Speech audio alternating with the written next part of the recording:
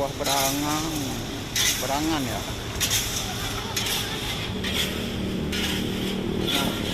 Nah, yang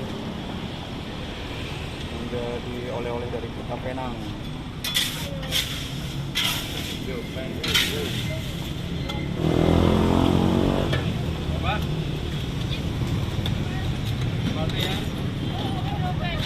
Ini lagi belanja buah berangan nih.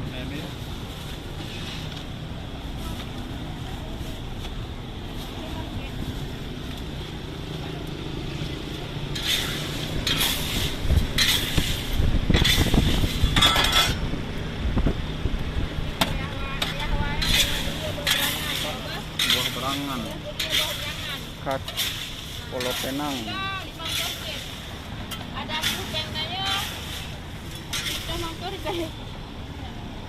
Oleh-oleh khas Penang nih.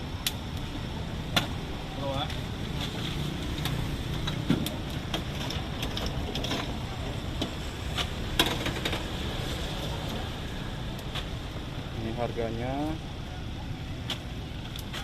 ditimbang dulu.